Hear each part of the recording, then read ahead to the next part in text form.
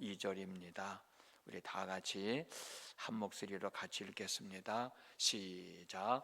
모세가 그의 장인 미디안 제사장 이드로의 양떼를 치더니 그 떼를 광야 서쪽으로 인도하여 하나님의 산 호랍에 이르매 여호와의 사자가 떨기나무 가운데로부터 나오는 불꽃 안에서 그에게 나타나시니라.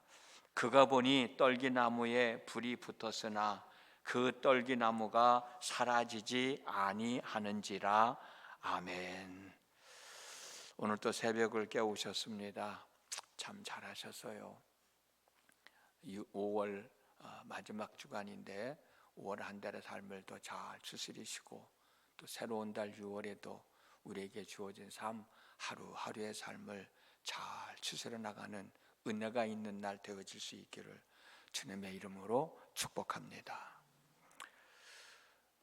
모세는 애굽의 왕궁에서 애굽의 경제와 또 정치와 문화를 다 섭렵해서 모든 일을 잘 해낼 수 있는 사람이 되었습니다. 그러던 모세가 애굽을 나와서 이제 미디안 광야로 가서 살아가게 됐는데, 이때 출애굽기에서는 모세의 나이에 대해서 몇 살인지 말해주지 않고 장성한 후에라고 이야기하고 있어요. 장성한 후에. 이미 우리가 말씀을 살펴봤습니다.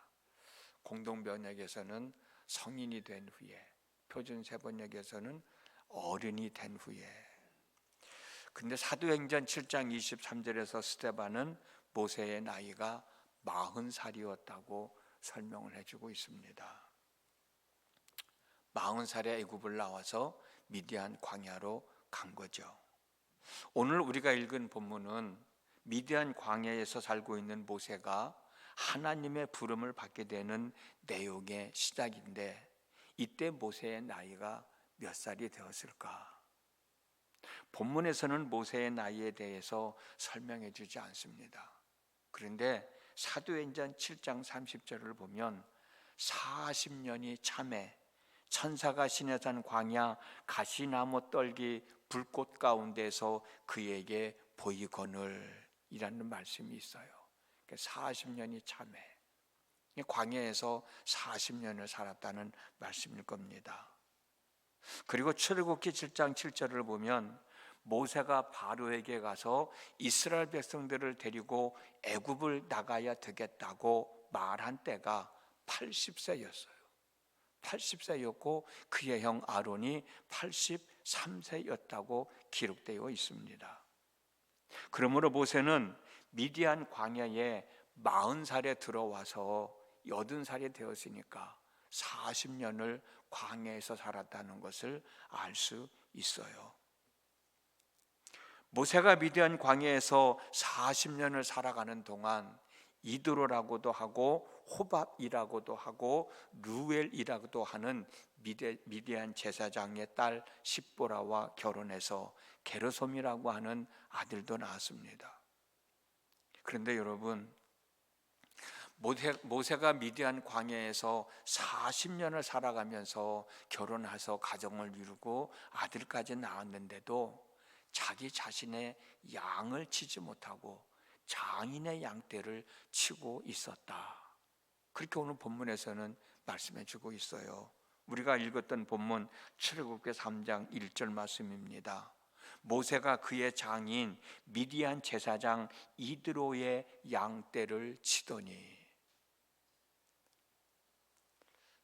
40년이라는 세월이 지나고 가정을 이루고 아들까지 낳았으면 이제는 자기 양을 칠 만도 한데, 자기 소유가 있을 만도 한데, 오늘 본문에서는 모세의 소유를 인정해 주지 않고 장인의 양을 치고 있다고 얘기하고 있습니다. 왜 그랬을까? 모세는 결혼해서 가정을 이루고 아들까지 낳았는데 왜 자기의 양을 키우지 못하고 장인의 양을 키우고 있는 것일까?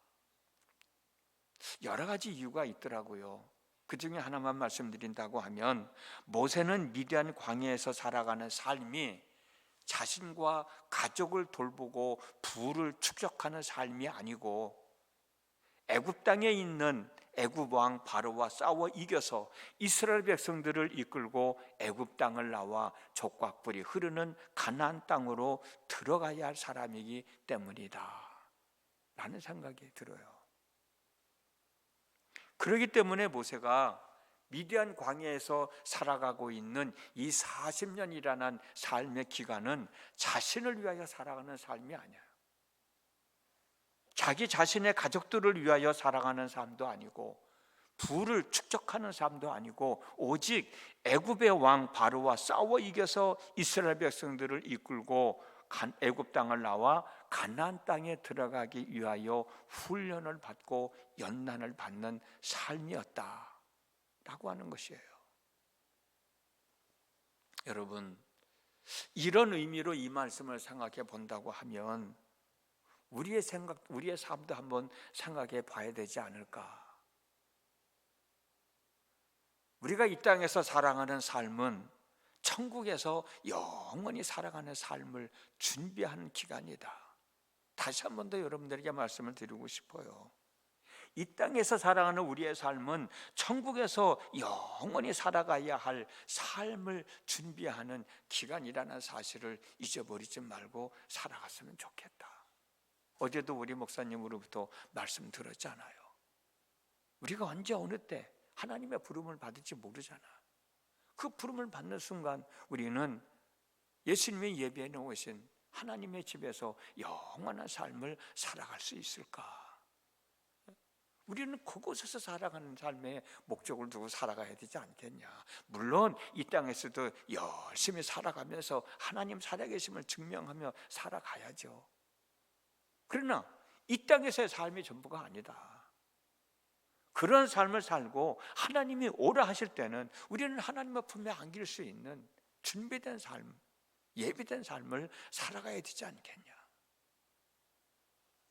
모세가 40년이라는 세월을 미디안 광야에서 살았고 비록 자기 자신의 양을 키우지 못하고 장인의 양을 키우고 있었지만 하나님의 부름을 받았을 때는 그 부름에 모든 것을 다 내려놓고 응답할 수 있지 않았어요. 우리가 살아가는 이 땅의 삶이 그런 삶이 되어야 되지 않겠냐는 거예요. 이 땅에서 살아가는 삶은 천국에서 영원히 살아가야 할 삶을 준비하는 기간이고 준비하는 삶이다. 여러분들은 이 땅에서 삶이 끝나면 영원히 살아가야 할 천국과 지옥이 있다는 사실 잘 알고 있잖아요. 이 사실을 잊어버리지 말고 살자는 거예요. 우리가 잘 아는 대로 누가복음 16장에 있는 말씀 한 번 더 생각해 보려고 그래요. 누가복음 16장을 보면 한 마을에 거지와 부자가 살고 있었잖아요. 그러던 어느 날 거지도 죽고 부자도 죽었습니다. 거지는 천사의 인도를 받고 아브라함의 품에 안기는 나라에 들어가 살게 되었고 부자는 물 한 방울 제대로 마실 수 없는 고통을 당하는 곳에서 살아가게 됐지 않습니까? 이 내용이 누가복음 16장 22절에서 24절에 있어요. 제가 한번 읽어드릴게요. 거지가 죽어 천사들에게 받들려 아브라함의 품에 들어가고 부자도 죽어 장사되매 그가 음부에서 고통 중에 눈을 들어 멀리 아브라함과 그의 품에 있는 나사로를 보고 불러 이르되 아버지 아브라함이여 나를 긍휼히 여기사 나사로를 보내어 그 손가락 끝에 물을 찍어 내 혀를 서늘하게 하소서 내가 이 불꽃 가운데서 괴로워하나이다. 고백이잖아요. 우리가 이 땅에서 떠나면 이 땅의 삶을 마치면 천국이 있고 지옥이 있다고. 우리는 다 예수를 믿고 있기 때문에 천국 간다고 하지만 어제 목사님 말씀 들었지 않으셨어요? 그 많은 사람들이 죽어갔지만 노아의 홍수 때 살아남은 사람은 8명밖에 없어요. 우리가 그 8명 안에 들어갈 수 있을까 정말? 저는 그런 말씀이 생각이 있어요. 저도 그 본문에 대해서 설교를 했지만 어제 말씀 듣는 순간 그 많은 사람들이 다 죽어갈 때 8명만 구원받았잖아요. 내가 그 안에 들어갈 수 있을까라는 생각이 들더라고. 소돔과 고모라 성이 멸망당할 때 그 많은 사람들이 다 죽어갔잖아. 그래, 롯만 살아났잖아요. 내가 그 안에 포함될 수 있을까?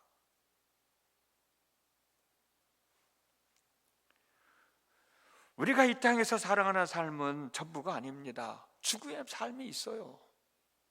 우리는 그걸 믿고 살고 있지만 지금 이 순간에도 하나님이 나를 부르실 때 내가 거기 들어갈 수 있는 준비된 삶을 살아가고 있는가 말이에요. 죽으면 또 다른 삶, 다시 말씀드리면 천국과 지옥이 있다는 사실을 모르고 살았던 강도, 십자가에 달린 강도, 여러분 잘 아시죠? 이 강도는 죽음을 맞이하는 순간에 천국과 지옥이 있다는 사실을 알게 됐습니다. 그 순간에 옆에 있는 예수님을 향해서 얘기하잖아요. 예수님께서 그 나라에 들어가실 때에 나를 기억해 주십시오. 마지막 순간에. 그때 예수님이 강도에게 하신 말씀이, 내가 진정으로 내게 말한다. 너는 오늘 나와 함께 낙원에 있을 것이다. 이 사람은 죽는 순간에 천국과 지옥이 있다는 사실을 알고 그 사실을 믿고 예수님에게 자기 영혼을 맡겼어요. 예수님을 그걸 받아주셨어. 어쩌면 우리는 오랫동안 천국이 있음을 믿고 살아가고 있지만 정말 이 시간에 하나님이 나를 부르셨을 때 내가 그곳에 들어갈 준비가 되어 있는 삶을 살아가고 있나? 이 세상의 것에만 얽매이다가 그 순간을 놓치고 살면 안 되지 않겠나? 엄마 뱃속에서 10달을 건강하게 잘 살고 이 땅에 태어나면 또 이 땅에서 주어진 삶을 살고 이 땅에서 또 잘 살다 하나님이 오라 하실 때 우리는 그 나라에 들어갈 수 있는 삶이 되어야 되지 않겠나? 모세가 장인의 양을 치면서 가족들을 돌보면서 애굽에서 해야 할 일을 잘 준비하며 열심히 살았듯이, 그리고 그 하나님의 부름에 응답해서 하나님의 일을 다 잘 감당해 냈듯이 우리들도 이 땅에서 영원한 삶을 잘 준비하며 살아가는 삶이 있어야 되지 않겠나? 지금 이 순간이라도 하나님이 우리를 부르신다고 하면 이 땅에 있는 거 다 내려놓고 그 부르심에 응답해야 되잖아요. 오직 그 부르심에만 응답해야 되잖아요. 그런 준비된 삶이 되어 있는가? 오늘 본문을 통해서 우리가 다시 한번 생각해 보면 좋겠다. 오늘 또 하루의 삶을 삽니다. 오늘 하루 살아가는 삶이 바로 이런 삶이 되어졌으면 얼마나 좋겠어요. 그리 되어질 수 있기를 주님의 이름으로 축복합니다. 기도합니다. 지난밤에도 함께 하신 아버지 하나님, 오늘도 저희들에게 하루의 삶을 허락해 주셨습니다. 우리에게 주어진 이 땅에서의 삶 열심히 살아가야 되지요. 그러나 언제 어느 때에 하나님이 부르시면 그 부름에 응답할 수 있는 삶도 살아가야 되지 않겠는가? 비록 모세가 미디안 광야에서 자기 양을 키우지 못하고 장인의 양을 키우며 살았지만 하나님의 부름을 받았을 때는 그 모든 것을 다 내려놓고 그 부름에 응답하였듯이 우리도 이 땅에서 사는 것만 목표를 두고 살아가는 것이 아니라 이 땅의 것들만 관심을 갖고 살아가는 것이 아니라, 물론 그런 삶도 살아야 되지만 하나님이 오라 하실 때는 그 부름에 응답할 수 있는 삶도 살아가야 되지 않을까? 오늘 모세의 삶을 통해서 우리의 삶을 한번 생각해 봤습니다. 오늘 하루도 살아갑니다. 열심히 살면서 하나님의 부름에 응답하는 삶도 사는 저희들 되어지도록 인도하여 주시어서 이 땅에서도 하나님의 영광을 드러내며 살고 하나님 품에 안길 수 있는 그런 믿음도 더하여지는 삶이 되도록 도와주옵소서. 오늘도 새벽을 깨웠습니다. 하나님 앞에 믿음을 고백했습니다. 고백한 믿음에 부끄럽지 않게 사는 저희들 되게 하여 주시고, 또 모세에 대한 말씀도 함께 나눴어요. 그 말씀 들은 사람답게 오늘 또 우리의 삶을 잘 추스리며 살아갈 수 있도록 성령님 함께 하여 주시옵소서. 예수님의 이름으로 기도드렸습니다. 아멘.